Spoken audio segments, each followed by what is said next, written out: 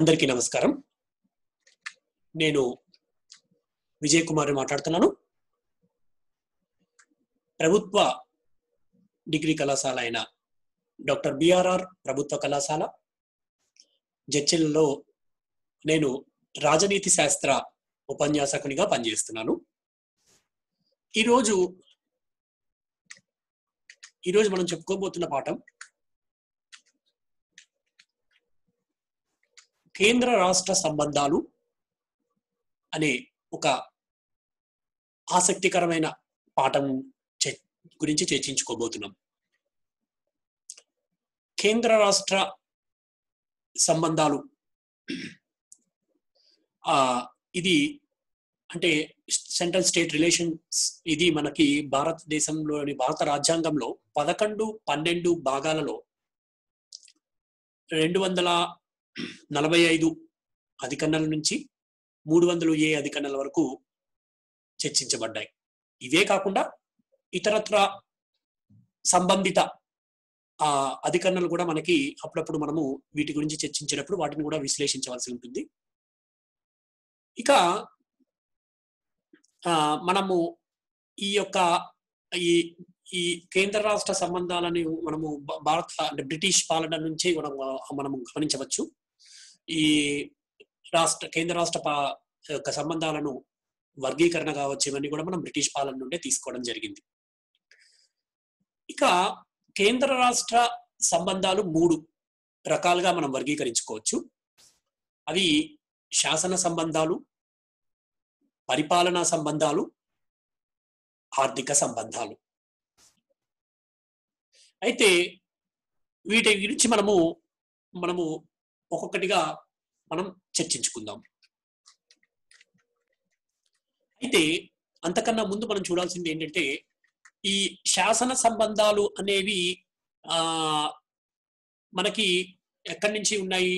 భారత రాజ్యాంగంలో అంటే 245 నుండి 255 అధికరణలేమో శాసన సంబంధాలను గురించి, 256 నుండి 263 వరకు గల అధికరణలు పరిపాలనా సంబంధాలను గురించి, 263 నుండి 264 నుండి ఈ 264 అనేది 12వ భాగం కిందకు వస్తుంది. మొదటి 2 అంశాలేమో 11 భాగంలోను, ఈ 264 నుండి 300A అధికరణం వరకు గల అంశాలు మరి కేంద్ర రాష్ట్రాల మధ్య గల ఆర్థిక సంబంధాలను గురించి తెలియజేస్తాయన్నమాట. ఇక మనం ఇప్పుడు చూడాల్సిన ముఖ్యమైన అంశం ఏంటంటే, కేంద్ర రాష్ట్రాల మధ్య గల శాసన సంబంధాలను చూద్దాం. అయితే ఇవి చూసిన తర్వాత మనం చేయాల్సింది ఏంటంటే, వీటిపై ఏవైనా కమిటీలు వేయబడ్డాయా, కమిషన్లు వేయబడ్డాయా అనే అంశాలను కూడా చూద్దాము. అంతేకాకుండా ఒక ముఖ్యమైన అంశం మనం గుర్తుపెట్టుకోవాలి. అదేంటంటే, భారతదేశంలో 2017 జూలై నుండి అమల్లోకి, జూలై 1వ తారీఖు నుండి వచ్చిన GST ఈ కేంద్ర రాష్ట్ర సంబంధాలను గురించి అంటే ఈ యొక్క సంబంధాల మీద ప్రభావం చూపింది. వాటికి సంబంధించిన అధికరణలను కొన్ని యాడ్ చేయడము, కొన్ని డిలీట్ చేయడము లాంటివి సంఘటనలు జరిగాయి. సో వాటి గురించి కూడా మనం చర్చిద్దాము. ముందుగా అయితే శాసన సంబంధాల గురించి చర్చిద్దాం. శాసన సంబంధాలు అంటే భారతదేశంలో ఉన్న శాసన సంబంధాలను గురించి మాట్లాడుకునేటప్పుడు మనకి 3 జాబితాలు గుర్తుకు రావాలి. భారత రాజ్యాంగంలో ఉన్న 7వ షెడ్యూల్లో ఈ జాబితాలు కానవస్తాయి. అవి కేంద్ర జాబితా, ఉమ్మడి జాబితా, రాష్ట్ర జాబితా. ప్రస్తుతం కేంద్ర జాబితాలో ముందుగా భారత రాజ్యాంగం అమల్లోకి వచ్చిన తర్వాత 97 ఉండేవి, తర్వాత అది 100కి పెరిగింది. ఎప్పుడైతే 101వ రాజ్యాంగ సవరణ జరిగిందో, 101వ రాజ్యాంగ సవరణ జరిగిన తర్వాత ఎప్పుడైతే ఈ వస్తు సేవల పన్నును GSTని, గూడ్స్ అండ్ సర్వీసెస్ ట్యాక్స్ ని ఎప్పుడైతే మరి అమల్లోకి తెచ్చుకున్నామో, ఈ 101వ రాజ్యాంగ సవరణ చేయవలసి వచ్చింది. దాని ద్వారా 2 అంశాలను కేంద్ర జాబితా నుండి తొలగించడం జరిగింది. కాబట్టి ఇప్పుడు కేంద్ర జాబితాలో 98 అంశాలు ఉన్నాయి. అలాగే రాష్ట్ర జాబితా గురించి చూసుకుంటే, రాష్ట్ర జాబితాలో మునుపు మనకి ఎన్ని అంశాలు ఉండేవంటే కేవలం 61 అంశాలు ఉండేవి. 66 అంశాలు ఉండేవి. 66 నుండి 5 అంశాలను తీసుకొచ్చి 42వ రాజ్యాంగ సవరణ ద్వారా మరి 1976లో 42వ రాజ్యాంగ సవరణ ద్వారా ఒక 5 అంశాలను ఉమ్మడి జాబితాలో చేర్చడం జరిగింది, రాష్ట్ర జాబితాలోని అంశాలను, 5 అంశాలను. అయితే ఇటీవల మరి ఇందులో నుండి అంటే ఈ రాష్ట్ర జాబితా నుండి మరి ఈ జిఎస్టి పరిధిలోకి 2 అంశాలను తీసుకురావడం జరిగింది. అంటే ప్రస్తుతం రాష్ట్ర జాబితాలో 59 అంశాలు ఉన్నాయి. కేంద్ర జాబితాలో 98 అంశాలు, రాష్ట్ర జాబితాలో 59 అంశాలు ప్రస్తుతం ఉండడం జరిగిందనమాట. తరువాత మనం ఇంకొకటి చూసుకోవాల్సింది నెక్స్ట్ ఏంటంటే కేంద్ర జాబితా, రాష్ట్ర జాబితా, ఉమ్మడి జాబితా. ఇది 246 ఈ ఉమ్మడి జాబితా గురించి తెలియజేస్తుంది. దీని ప్రకారం ఉమ్మడి జాబితాలో ప్రస్తుతము 52 అంశాలు ఉన్నాయి. మునుపు 47 ఉండేవి. నేను ఇందాక చెప్పినట్టుగా 42వ రాజ్యాంగ సవరణ ద్వారా ఇంకొక 5 అంశాలను చేర్చడంతో ప్రస్తుతం 52 అంశాలు ఈ ఉమ్మడి జాబితాలో ఉన్నాయన్నమాట. ఇక తర్వాత మనం చూడాల్సింది తర్వాత ఇంతే కాకుండా మరి ఈ కేంద్ర రాష్ట్ర సంబంధాలలో ఒక ముఖ్యమైన అంశం ఏంటంటే కేంద్ర జాబితాలోని అంశాలపై పేరులోనే ఉండే కేంద్ర జాబితాలోని అంశాలపై కేంద్ర పార్లమెంటు శాసనాలు చేస్తుంది. తర్వాత రాష్ట్ర జాబితాలోని అంశాలపై సాధారణంగా రాష్ట్ర శాసనసభలు శాసనాలు చేస్తాయి. ఉమ్మడి జాబితాలోని అంశాలపై కేంద్ర పార్లమెంటు మరియు ఆయా రాష్ట్ర శాసనసభలు కూడా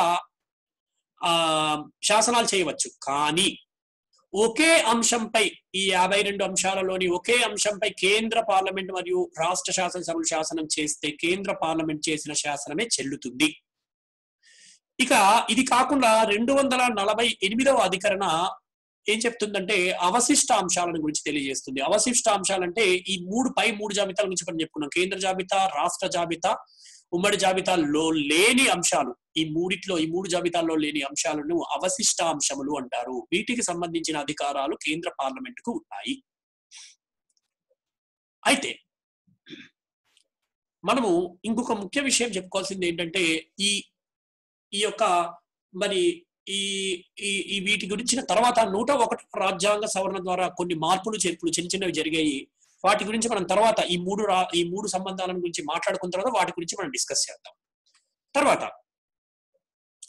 ఇప్పుడు మనం చర్చించాల్సిన ముఖ్యమైన అంశం ఏంటంటే మరి కేంద్ర జాబితాలోని అంశాలపైనే మాత్రమే కేంద్రంకి శాసనం అధికారం ఉందా, మిగిలిన వాటి మీద అవకాశం ఉందంటే ఆల్రెడీ ఉమ్మడి జాబితా గురించి మీకు చెప్పారు. అవశిష్ట అంశాల గురించి కూడా చెప్పుకున్నాం మనం. ఇక రాష్ట్ర జాబితాలోని అంశాలపై కొన్ని పరిస్థితులలో కేంద్ర పార్లమెంటుకు శాసనాలు చేసే అధికారం ఉంది. రాష్ట్ర జాబితాలోని కొన్ని అంశాలపై రాష్ట్ర జాబితాలోని అంశాలపై కేంద్రానికి శాసనం చేసే అధికారం కొన్ని ప్రత్యేక సందర్భాలలో ఉన్నాయి. వాటిని గురించి ఇప్పుడు మనము చర్చించుకుందాం. జాతీయ ప్రయోజనాల దృష్ట్యా అవసరమైతే 249వ అధికరణ ప్రకారం పార్లమెంట్ లోని రాజ్యసభ 2/3 వంతు తీర్మానంతో 2/3 వంతుతో ఒక తీర్మానాన్ని గనక దాన్ని ఆమోదించినట్లయితే అప్పుడు పార్లమెంట్ కు ఒక అధికారం వస్తుంది. అదేంటంటే రాష్ట్రంలోని ఆ అంశంపై రాష్ట్రంలోని ఆ పర్టికులర్ ఏ జాబితాపై అయితే రాష్ట్ర జాబితాలోని ఏ అంశంపై అయితే మరి 2/3 వంతుతో రాజ్యసభ ఆమోదిస్తుందో తీర్మానాన్ని, ఆ జాబితాలోని అంశాలపై ఒక సంవత్సరం పాటు శాసనాలు చేసే అధికారాన్ని కేంద్ర పార్లమెంట్ కు వస్తుంది.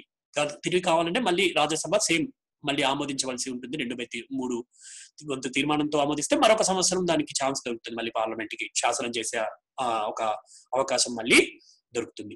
అంటే 2/3 వంతు తీర్మానంతో రాజ్యసభ కనుక మెజారిటీతో ఒక తీర్మానాన్ని చేస్తే రాష్ట్రాలకు ప్రయోజనాల దృష్ట్యా, జాతీయ ప్రయోజనాల దృష్ట్యా రాష్ట్రంలో ఉన్న ఏదైనా అంశంపై మరి శాసనం చేయమని కోరినట్లయితే ఆ విధంగా శాసనం చేసే అధికారం రాష్ట్రాలకు ఉంటుంది.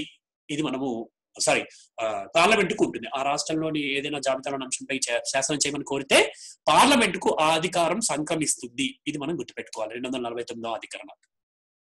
తర్వాత ఒక రాష్ట్రంలో రాష్ట్రపతి పాలన కనుక ప్రవేశపెట్టినట్లయితే అప్పుడు కూడా మరి ఆ రాష్ట్రంలోని ఏ రాష్ట్రంలో అయితే రాష్ట్రపతి పాలన ప్రవేశపెట్టబడిందో 356వ అధికరణ ప్రకారం ఆ రాష్ట్రంకి సంబంధించిన రాష్ట్ర జాబితాపై అంశాలను చేసే అధికారం పార్లమెంటుకు సంక్రమిస్తుంది. తర్వాత అలాగే కొన్ని రాష్ట్రాలు తమ సమిష్టి ప్రయోజనాల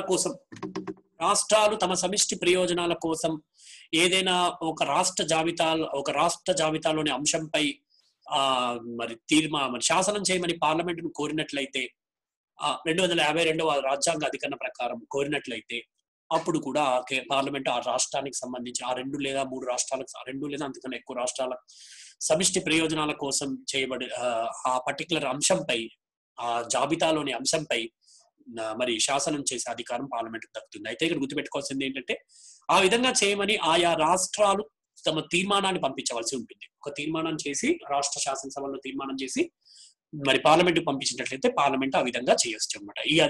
ఈ యొక్క సదుపాయాన్ని మరి భారత రాజ్యాంగంలో 252వ అధికరణ కలిగిస్తుంది.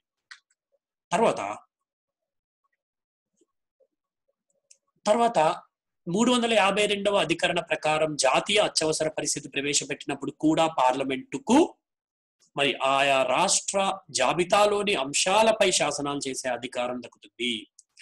352 అధికరణ ప్రకారం జాతీయ అత్యవసర పరిస్థితి విధిస్తే 250వ అధికరణ ఏం చెప్తోందంటే పార్లమెంటుకు అధికారం ఉంది. ఏంటి? శాసనాలు చేసే అధికారం. దేనిపై? రాష్ట్ర జాబితాలోని అంశాలపై కూడా శాసనాలు చేసే అధికారం ఉంటుంది. తరువాత అదే విధంగా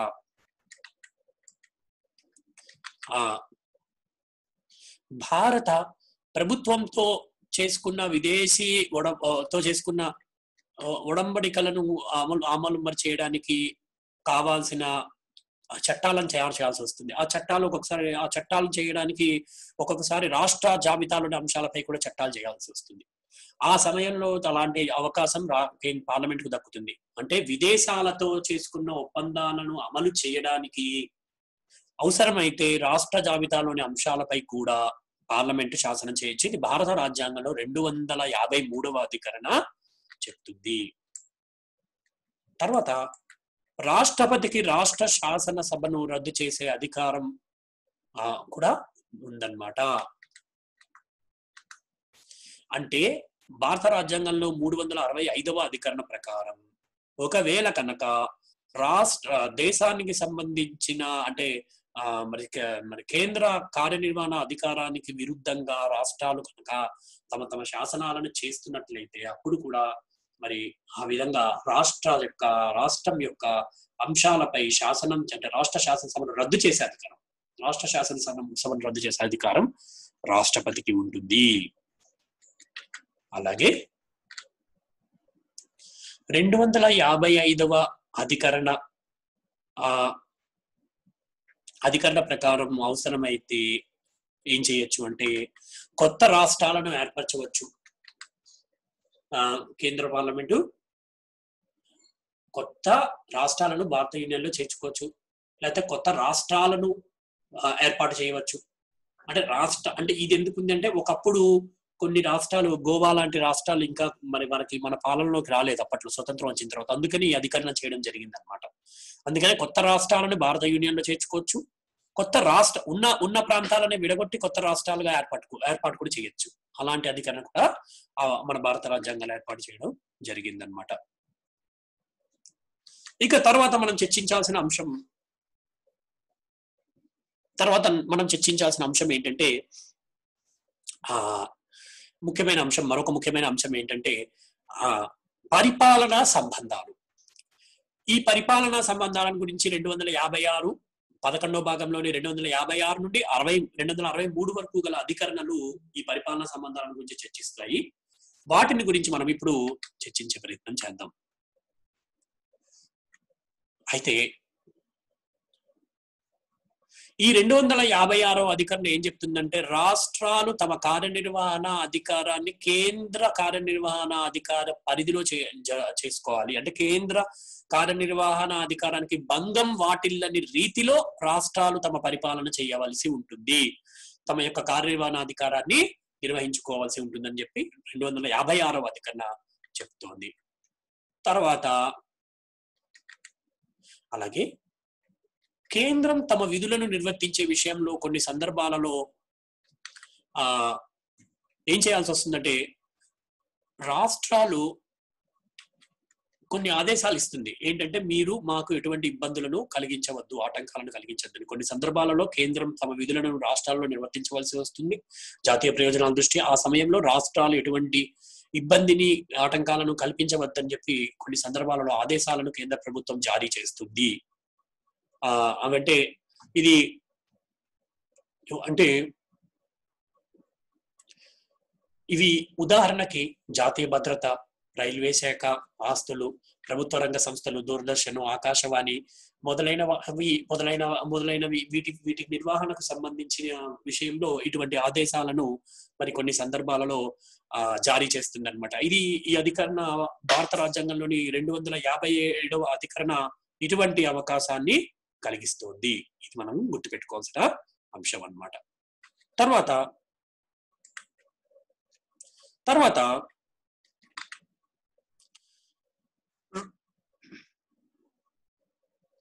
రాష్ట్రాల సమ్మతితో కొన్నిసార్లు కొన్ని విధులను రాష్ట్రాలకు కేంద్రం అప్పగించవచ్చు. షరతులు లేకుండా, ఎటువంటి షరతులు లేకుండా అప్పగించవచ్చు. సో 258వ అధికరణ ప్రకారం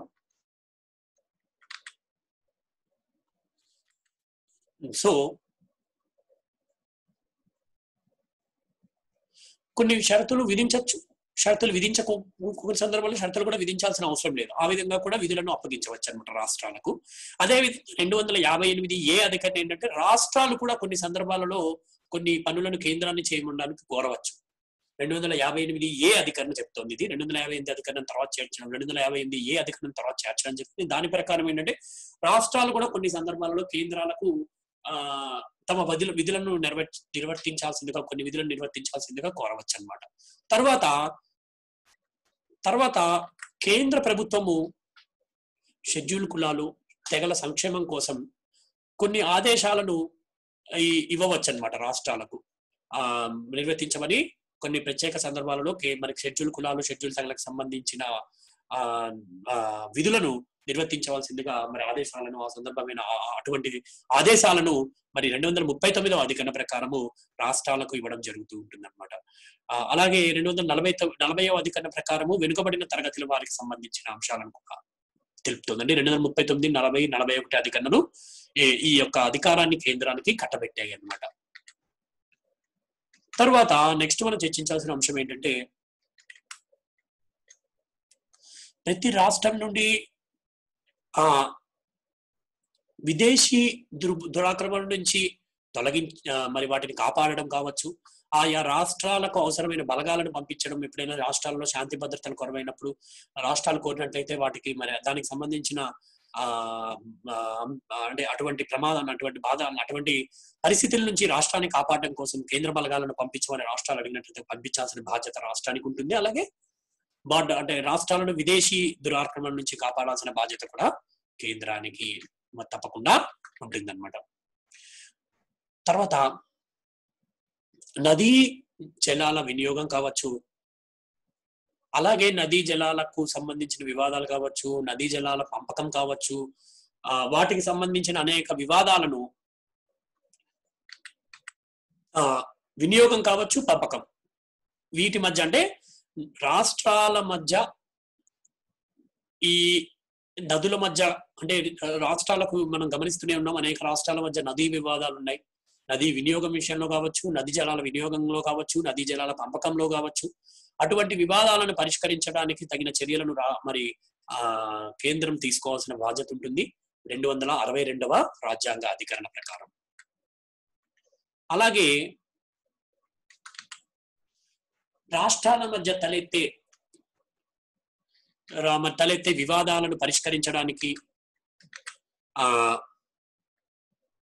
తర్వాత అంతర్రాష్ట్ర సమస్యలను చర్చించడానికి 263వ రాజ్యాంగ అధికరణ ప్రకారం మరి కేంద్రం ఏం చేస్తుందంటే ఒక అంతర్రాష్ట్ర మండలిని ఏర్పాటు చేస్తుంది.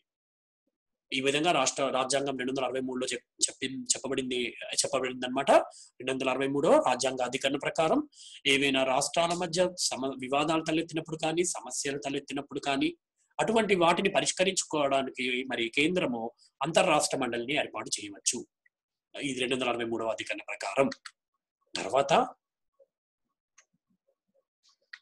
అయితే జాతీయ అత్యవసర పరిస్థితి అమల్లో ఉన్నప్పుడు రాష్ట్రాలు కేంద్ర ప్రభుత్వం కేంద్ర ప్రభుత్వం జారీ చేసే ఈ యొక్క ఆదేశాలను తప్పనిసరిగా అమలు చేయవలసి ఉంటాయన్నమాట. జాతీయ అత్యవసర పరిస్థితి విధించినప్పుడు రాష్ట్ర ప్రభుత్వాలు ఖచ్చితంగా కేంద్ర ప్రభుత్వం ఇచ్చే ఆదేశాలను మరి తప్పనిసరిగా రాష్ట్ర ప్రభుత్వాలు అమలు చేయవలసి ఉంటుందన్నమాట.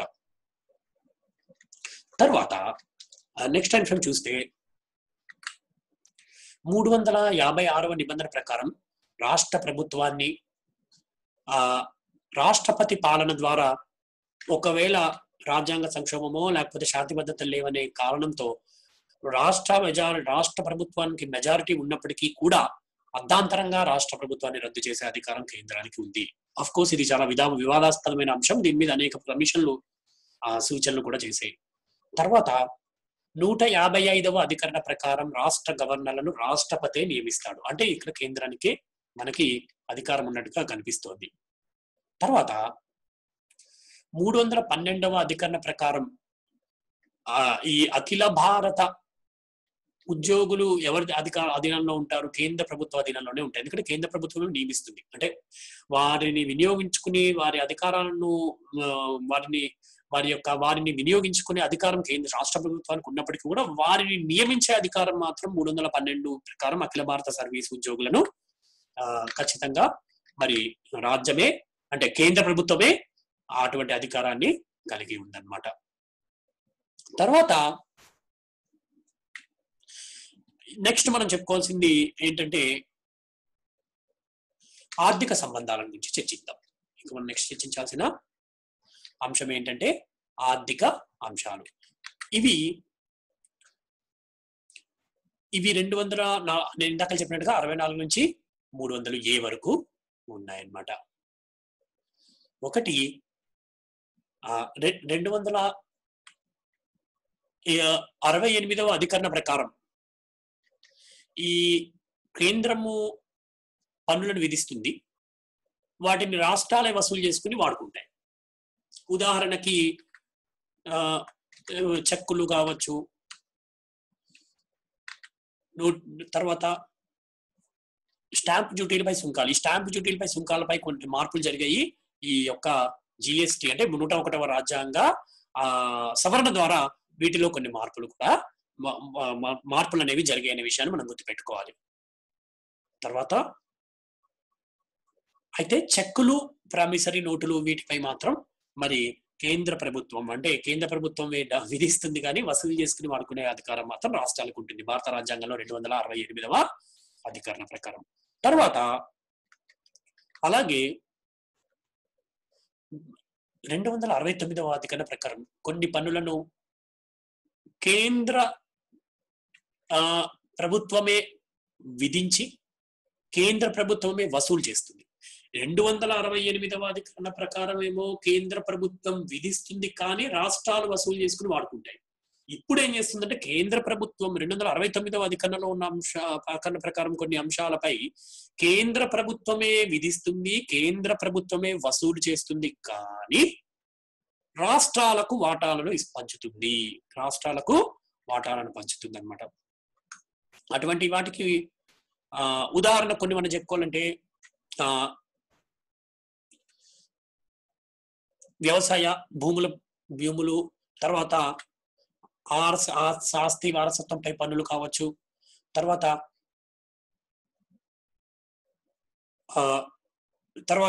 రైళ్లు కావచ్చు, ఆకాశ మార్గంలో కావచ్చు, ఇలాంటి వాటిలో ప్రయాణించే ప్రయాణికులపై విధించేపై అంతిమ పన్నులు కావచ్చు, తర్వాత రైల్వే రుసుముపై పన్ను కావచ్చు, అంటే ఛార్జెస్ అంటాం.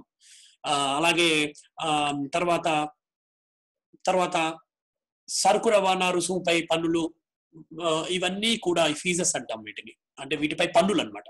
ఈ పన్నులన్నింటినీ కూడా మరి ఈ విధంగా ఈ వీటిపై విధించే పన్నులన్నీ కూడా మరి రాజ్యాంగంలో ఎవరికి వెళ్తాయంటే ఇది ఖచ్చితంగా రాష్ట్రాలకి కేంద్రమే పంచుతుందన్నమాట. అయితే ఇందాకలకి దీనికి తేడా ఏంటి? ఇందాకల కేంద్రం ఇక్కడ 3 ముఖ్యమైన అంశాలు గుర్తుంచుకోవాలి. ఎవరు విధిస్తున్నారు, ఎవరు వసూలు చేస్తున్నారు, వాటిని ఎవరు అనుభవిస్తున్నారు. కేంద్రం విధిస్తోందా, కేంద్రం వసూలు చేస్తోందా, కేంద్రం అనుభవిస్తోందా అంటే మొదటి దాంట్లో కేంద్రం విధిస్తుంది, కానీ రాష్ట్రాలే వసూలు చేసుకుని రాష్ట్రాలే అనుభవిస్తాయి. 268వ అధికరణ ప్రకారం ఉన్న అంశాలలో 269 అంటే ఇప్పుడు వ్యవసాయం కావచ్చు, ఎస్టేట్లకు సంబంధించిన అంశాలు, పన్నులు కావచ్చు, ఇవన్నీ కేంద్రమే విధిస్తుంది, కేంద్రమే వసూలు చేస్తుంది, కానీ రాష్ట్రాలకు వాటాను పంచుతుంది. నికర ఆదాయాలను రాష్ట్రాలకు పంచుతుంది అన్నమాట. తర్వాత 202వ భాగం ప్రకారము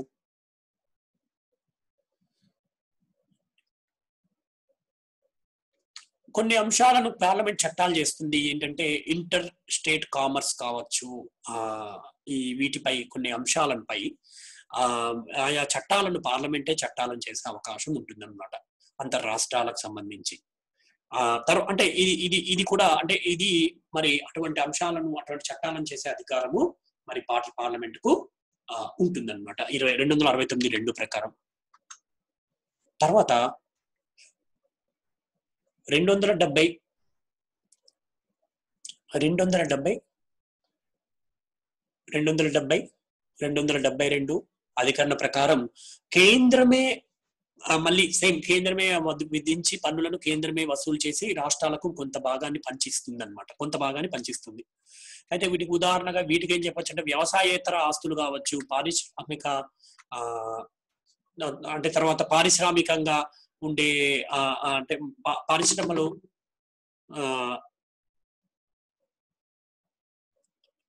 పారిశ్రామిక ఉత్పత్తులపై విధించే పన్నులు కావచ్చు, వ్యవసాయేతర ఆస్తులపై కావచ్చు, వ్యవసాయేతర భూములపై కావచ్చు, ఇవన్నీ కూడా ఈ కోవకు వస్తాయన్నమాట. తరువాత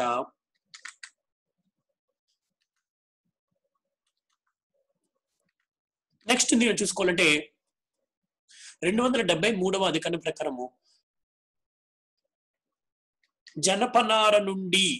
జనపనార ఉత్పత్తుల ఎగుమతిపై విధించే పన్నులకు సంబంధించి వచ్చే ఆదాయాన్ని ఈ ఎగుమతి సుంకాల వసూలు వచ్చే కొన్ని రాష్ట్రాలు, అక్కడ ఉదాహరణకు పశ్చిమ బెంగాల్, బీహార్, అస్సాం, ఒరిస్సా, ఇలాంటి ఇలాంటి రాష్ట్రాలకు కొంత భాగాన్ని మరి కేంద్ర ప్రభుత్వం ఇవ్వవలసి ఉంటుందన్నమాట. అలాగే మనకి అంటే ఈ విధంగా సహాయ గ్రాంట్లని బట్టి జనపనార ఉత్పత్తులకు సంబంధించిన సహాయ గ్రాంట్, అక్కడ పంటలు బాగా పండుతాయి ఆ ప్రాంతాల్లో జనపనార, అందుకని ఆ విధమైన అవకాశం ఆ రాష్ట్రాలకు ఇవ్వబడుతుంది అనమాట. అలాగే కొన్ని రాష్ట్రాల లెక్క లోటు బడ్జెట్లను భర్తీ చేయడానికి కొన్ని సహాయాలను కొంత సహాయాన్ని మరి మన కేంద్ర ప్రభుత్వం చేయవలసి ఉంటుందని కూడా మన రాజ్యాంగం తెలుపుతోంది. అయితే ఇక్కడ ఒక విషయం మనం గుర్తుపెట్టుకోవాలి, గ్రాంట్లు అంటే అప్పులు వేరు, గ్రాంట్లు వేరు. గ్రాంట్లు అంటే ఇంకా వాటిని మళ్ళీ తిరిగి ఇవ్వాల్సిన అవసరం ఉండదు. అప్పు అంటే మళ్ళీ మనం రాష్ట్ర ప్రభుత్వాలు కేంద్రానికి అప్పు తీర్చవలసి ఉంటుందనే విషయాన్ని మనం గుర్తుపెట్టుకోవాలన్నమాట. తర్వాత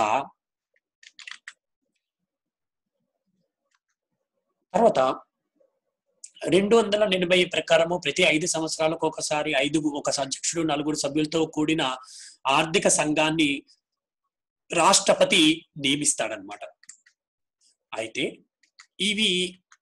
ఈ ఆర్థిక సంఘం యొక్క పని ఏంటి అంటే ఏం చేయాల్సి వస్తుందంటే కేంద్రము రాష్ట్రంలకు ఇవ్వాల్సిన గ్రాంట్లు, రుణాలను గురించి సిఫార్సు చేయడమే కాకుండా వాటి మధ్య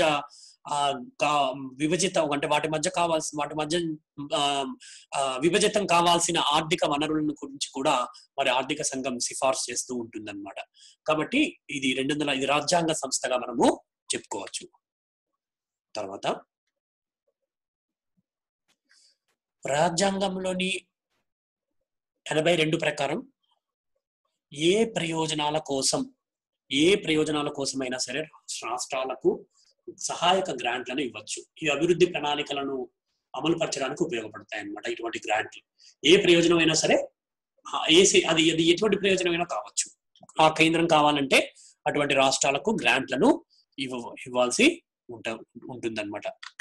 ఇది భారత రాజ్యాంగంలోని 82వ అధికరణ ఈ విషయాన్ని తెలుపుతోంది అన్నమాట. తర్వాత అలాగే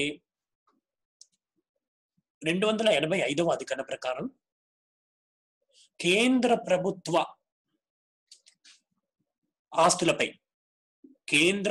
ఆస్తులపై రాష్ట్రాలు పన్నులను విధించకూడదు. భారత రాజ్యాంగంలో 285వ అధికరణ ఈ విషయాన్ని తెలియజేస్తుంది. రాష్ట్రాలు ఎట్టి పరిస్థితుల్లో కేంద్ర ప్రభుత్వం యొక్క ఆస్తిపై పన్నులను మాత్రం విధించకూడదు. తర్వాత 287వ అధికరణ ప్రకారం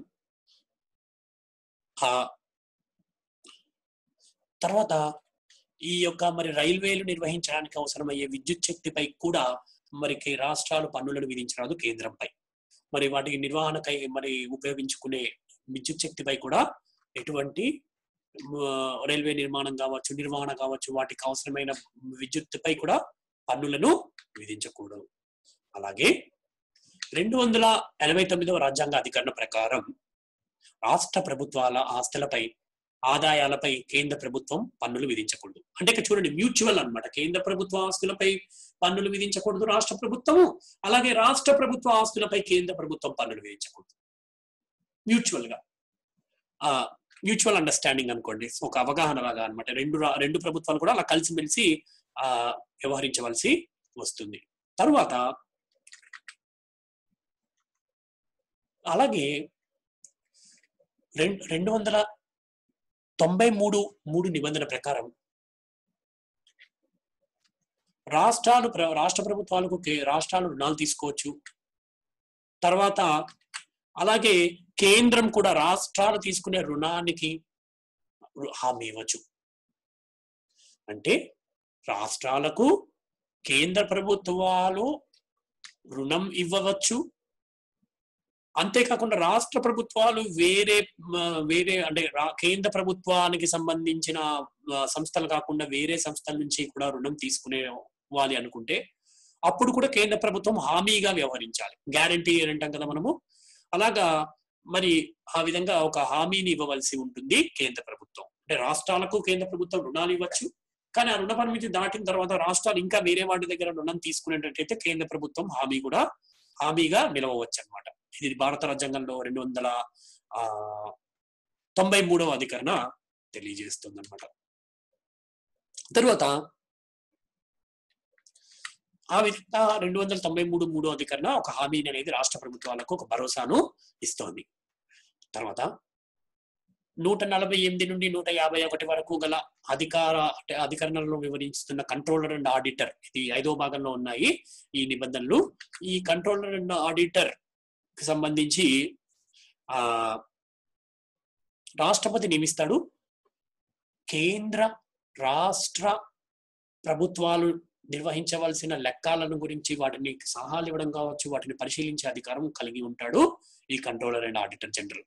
ఇది 5వ భాగంలో భారత రాజ్యాంగంలో 148 నుండి 151 వరకు గల అధికరణలు ఈయన గురించి వివరిస్తాయి అన్నమాట. ఈ విధంగా కేంద్ర రాష్ట్రాలకు సంబంధించిన ఆర్థిక అంశాలను మనము ఈ విధంగా వివరించుకోవచ్చు అన్నమాట. ఇది కేంద్ర రాష్ట్రాలకు సంబంధించిన ఆర్థిక సంబంధాలు. ఇప్పుడు మనం ఒక కీలకమైన అంశం చర్చించాల్సిన అవసరం ఉందన్నమాట. అదేంటి అంటే 2017లో వచ్చిన జిఎస్టి, మరి దానికి సంబంధించిన 101వ రాజ్యాంగ సవరణ 100 అమెండ్మెంట్ యాక్ట్. ఇది మరి కేంద్ర రాష్ట్ర సంబంధాలపై అనేక అంశాలపై ప్రభావం చూపింది. 7వ షెడ్యూల్కు సంబంధించి 7వ షెడ్యూల్ పై కూడా అనేక మార్పులు అంటే అనేక అంశాలకు కారణమైంది. ఇది 246A అనే కొత్త నిబంధనను చేర్చడం జరిగింది 101వ రాజ్యాంగ సవరణ ద్వారా. 101 అంటే దేనికోసం చేశారు 101 రాజ్యాంగ సవరణ అంటే జిఎస్టిని అమలు చేసుకోవడం కోసం మనం భారత రాజ్యాంగంలో 101వ రాజ్యాంగ సవరణ చేయడం జరిగింది. ఇది 2017 ఈ జిఎస్టీ అనేది 2017 జూలై 1వ తేదీ నుంచి అమల్లోకి వచ్చింది.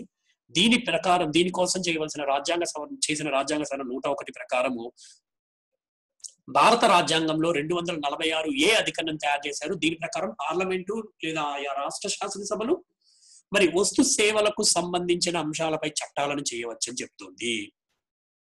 ఆ విధమైన చట్టాలను తయారు చేసుకోవచ్చు 246 అధికరణ ప్రకరణ అన్నమాట. తర్వాత ఇటువంటి అధికారము మరి రెండింటికి కూడా దక్కడం దొరికింది. ఇక్కడ మరి ఏది సెంట్రల్ మరియు స్టేట్ రెండింటికి కూడా ఈ యొక్క అధికారం దొరికింది. పార్లమెంట్ కావచ్చు, రాష్ట్ర శాసనసభలకు కావచ్చు. మరి అటువంటి అంటే రాష్ట్రాలకు అంటే ఈ వస్తు సేవల పన్నులకు సంబంధించిన అంశాలపై చట్టాలను చేసే అధికారం దక్కుతుంది అనమాట. తర్వాత అదే విధంగా మరొక రాజ్యాంగ అధికరణను చేర్చడం జరిగింది 269 అంతర్రాష్ట్ర వ్యాపార వాణిజ్య అంశాలకు సంబంధించిన సరఫరాలు. అయితే ఈ 69 అధికరణ ప్రకారం వస్తు సేవల పన్నును అటువంటి వస్తు సేవలను అంటే ఇప్పుడు మనకి intra state trade, inter state trade రెండింటికి తగ్గ అంతర్రాష్ట్ర అంటే 2 లేదా అంతకన్నా ఎక్కువ రాష్ట్రాల మధ్య జరిగే వ్యాపారము. ఒకే రాష్ట్రంలో జరిగే వ్యాపారం ఇంట్రా స్టేట్, దానిపై ఆ రాష్ట్రమే తన యొక్క అధికారాన్ని కలిగి ఉంటుంది. కానీ భారత రాజ్యాంగంలోని కొత్తగా చేర్చబడిన 269 101వ రాజ్యాంగ సవరణ ద్వారా చేర్చబడిన ఈ అధికారం ఏం చెప్తోందంటే ఈ యొక్క అధికారం అనేది కేంద్రానికి ఇవ్వబడింది. దాంతో పాటు అంటే ఏంటి, అంతర్రాష్ట్ర వ్యాపార వాణిజ్యానికి సంబంధించిన వస్తు సేవల సరఫరాలపై విధించబడే వస్తు సేవల పన్నును కేంద్రమే విధించి వసూలు చేస్తుంది. కానీ వాటిలో భాగాన్ని రాష్ట్రాలకు పంచుతుంది. అయితే ఇక్కడ ఇంకొక ముఖ్యమైన అంశం ఏంటంటే ఈ అంశంలో భాగంగా వచ్చే ద్రవ్యాన్ని కన్సాలిడేటెడ్ ఆఫ్ ఇండియాలో కానీ కన్సాలిడేటెడ్ ఆఫ్ అంటే భారత సంఘటిత నిధిలో కానీ లేదా ఆయా రాష్ట్ర సంఘటిత నిధిలో కానీ చేర్చకుండా ఉంటారు. ఎందుకంటే ఈ వచ్చే డబ్బును వాడాలి. ఒకవేళ కనుక భారత సంఘటిత నిధిలో కానీ రాష్ట్ర సంఘటిత నిధిలో కానీ ద్రవ్యాన్ని కనుక జమ చేసినట్లయితే వాటిని ఖర్చు పెట్టేటప్పుడు అప్రోప్రియేషన్ బిల్ అనేది పార్లమెంట్ తప్పనిసరిగా ఆమోదించాలి. ప్రతిసారి ఈ విధంగా కష్టమవుతుందనే ఉద్దేశంతో దీన్ని మరి ఈ విధంగా విధించబడిన పన్నుల ద్వారా వచ్చే ఆదాయాన్ని మాత్రం మరి కన్సాలిడేటెడ్ ఆఫ్ ఇండియాలో కానీ consolidated of the particular state ఆయా రాష్ట్రాలకు సంబంధించిన సంఘటిత నిధుల్లో కానీ చేర్చరు. ఈ విషయాన్ని మనం గుర్తుపెట్టుకోవాలి ఈ యొక్క 269 అధికరణ ప్రకారం. తర్వాత 279 అధికరణ ప్రకారం జిఎస్టి చట్టం వచ్చిన 60 రోజుల్లోపున రాష్ట్రపతి జిఎస్టి కౌన్సిల్ ని ఏర్పాటు చేయాలి. ఇక్కడ ఇంతకలా మనం చెప్పుకున్నాం ఏంటి, 200 ముఖ్యమైన అంశం ఏంటంటే 269 అధికరణ ప్రకారం విధిస్తుంది.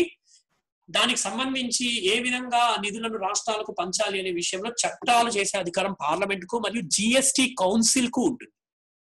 జిఎస్టి కౌన్సిల్ అనేది కొత్తగా ఏర్పడుతుంది అనమాట ఈ 101వ రాజ్యాంగ సవరణ ద్వారా. అధికరణ ద్వారా ఏర్పడుతుంది. ఈ సవరణ ద్వారా కొత్త ఆర్టికల్ వచ్చింది ఏంటది 279 అధికరణ ప్రకారం జిఎస్టి కౌన్సిల్ యొక్క నిర్మాణం జరుగుతుంది. ఈ జిఎస్టి కౌన్సిల్ అనేది ఈ వస్తు సేవల పన్నులకు సంబంధించిన విధి విధానాలను నిర్ణయిస్తుంది అనమాట. అందుకని ఈ కౌన్సిల్ అంటే ఇక్కడ మనం అర్థం చేసుకోవాల్సిన ముఖ్యమైన అంశం జిఎస్టి కౌన్సిల్ కు రాజ్యాంగబద్ధ హోదా లభిస్తుంది 279 అధికరణ ప్రకారం. రైట్. తర్వాత 7వ షెడ్యూల్లో కూడా కొన్ని మార్పులు చేయడం జరిగింది. 7వ షెడ్యూల్ కేంద్ర రాష్ట్ర సంబంధాల గురించి ఉంటుంది. కేంద్ర రాష్ట్రాల సంబంధాల గురించి ఉంటుంది.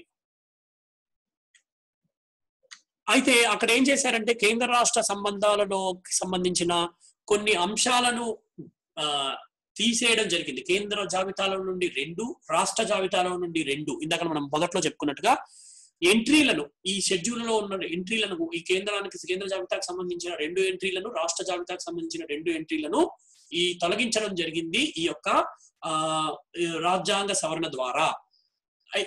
అంతేకాకుండా ఈ రాజ్యాంగ సవరణ ద్వారా చేసిన మరికొన్ని మార్పులు ఏంటంటే 248, 249, 250, 268 అనే అధికరణలో మార్పు చేయడం జరిగింది.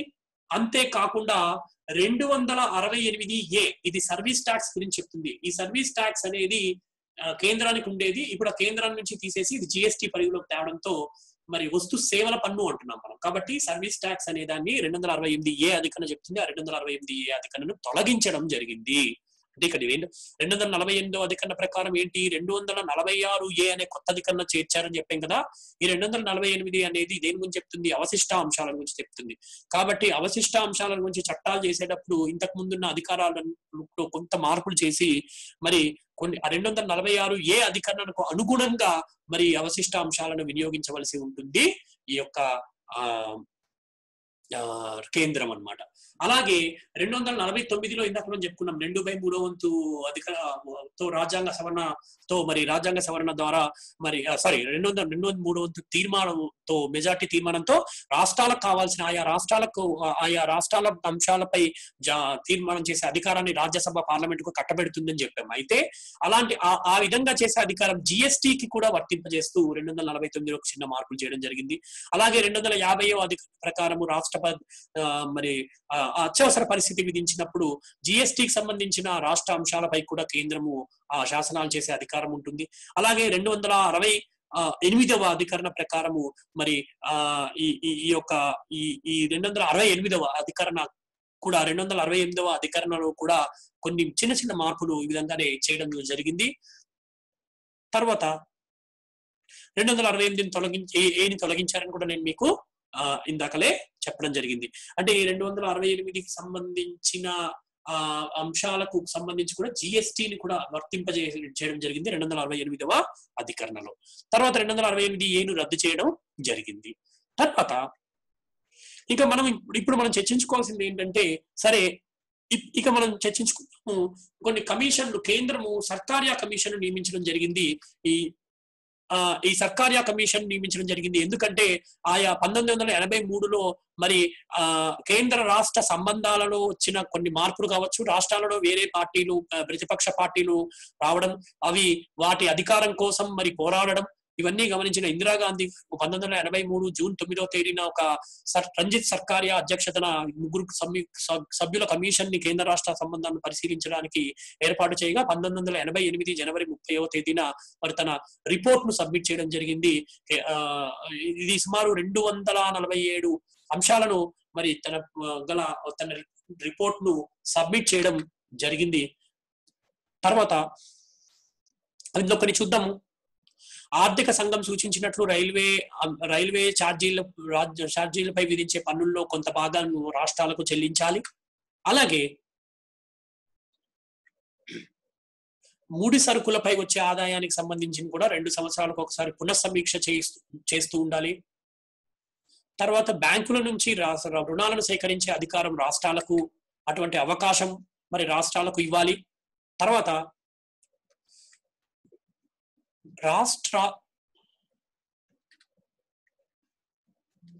రాష్ట్ర ప్రభుత్వాలు మరి కేంద్రం ఇచ్చిన వనరులను దుర్వినియోగం చేసినా, లేకపోతే ఒక పద్దు నుండి మరొక పద్దుకు వాటిని మార్చినా కూడా కేంద్రం కఠినంగా చర్యలు తీసుకోవాల్సి ఉంటుంది రాష్ట్రాలను.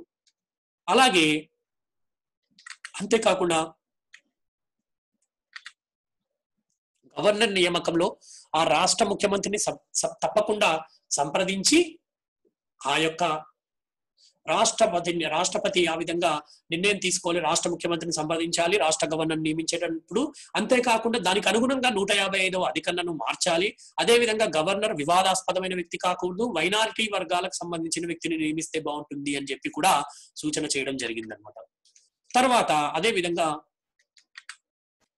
ఒక రాష్ట్రంలో రాష్ట్రపతి పాలనలో నిర్ణయం తీసుకునేటట్లయితే అలా ఎందుకు ఆ విధంగా విధించాల్సి వస్తోంది రాష్ట్రపతి పాలన అనే అంశాన్ని కూడా ఖచ్చితంగా మరి రాష్ట్రపతి పాలన విధించే పత్రంలో ఖచ్చితంగా వివరించవలసి ఉంటుందన్నమాట. తర్వాత ఒక రాష్ట్రంలో రాజకీయ సంక్షోభం ఏర్పడినప్పుడు ఏ రాజకీయ పక్షానికి ఆ ఒక ఏ రాజకీయ పక్షానికి అధికారం లేనప్పుడు కానీ, లేకపోతే ఒక విదేశీ శక్తితో స్వతహాగా కానీ కేంద్రంపై తిరుగుబాటును చేస్తే స్వతంత్రం తిరుగుబాటు చేసి స్వతంత్రతను ప్రకటించుకునే పరిస్థితి ఏర్పడితే గానీ, లేకపోతే భూకంపాలు ప్రభుత్వం తలకిందులో అయినప్పుడు కావచ్చు, ప్రభుత్వం ఆ యంత్రాంగం సరిగ్గా పనిచేయనప్పుడు, అయితే మరి కేంద్ర ప్రభుత్వం రాష్ట్రాలకు ఇచ్చే ఆదేశాలను రాష్ట్రాలు పాటించినప్పుడు, అప్పుడు మాత్రమే రాష్ట్రపతి పాలన విధించాలి. అంటే రాష్ట్రపతి ఏ సందర్భాలలో రాష్ట్రపతి పాలన విధించాలో కూడా ఈ కమిషన్ సూచన అనేది చేసిందనమాట. తర్వాత ఒక రాష్ట్రంలో ముఖ్యమంత్రి మెజారిటీ మద్దతు కోల్పోయినప్పుడు, తర్వాత ఆ ముఖ్యమంత్రిని మెజారిటీ వెంటనే రద్దు చేయకుండా ఆ ప్రభుత్వాన్ని అసలు ముందు మెజారిటీ నిరూపించుకోవడానికి అవకాశం ఇవ్వాలి గవర్నర్ ఆ ముఖ్యమంత్రికి. తర్వాత ఖచ్చితంగా సదరు ముఖ్యమంత్రిని ఆ విధంగా ఆదేశించాలి, అంతేగాని వెంటనే రద్దు చేయకూడదు. తర్వాత సర్కార్ కమిషన్ కేంద్ర రాష్ట్ర సంబంధాలను ఒక అంతర్రాష్ట్ర మండలిని ఖచ్చితంగా ఏర్పడాలి. వివాదాలను సమస్యలను పరిష్కరించడానికి అంతర్రాష్ట్ర మండలి పర్మనెంట్ గా ఒక శాశ్వతంగా ఏర్పడాలి. కేంద్ర ప్రధానమంత్రి అధ్యక్షతన ముఖ్యమంత్రులు సభ్యులుగా కలిగిన అంతర్రాష్ట్ర మండలిని రికమెండ్ చేసింది. ఇంకా చాలా అంశాలు ఉన్నాయి, కానీ మనం కొన్ని అంశాలను, ముఖ్యమైన అంశాలను మాత్రమే ఇక్కడ ప్రస్తావించడం జరిగిందనమాట. తర్వాత ఎంఎం పంచీ కమిషన్ గురించి కొంచెం మాట్లాడుకుందాం.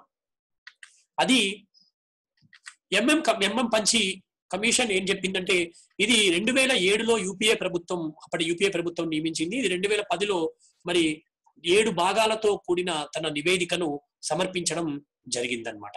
దానికి సంబంధించిన కొన్ని అంశాలను మనం ఇప్పుడు కొన్ని ముఖ్యమైన అంశాలను చర్చిద్దాం.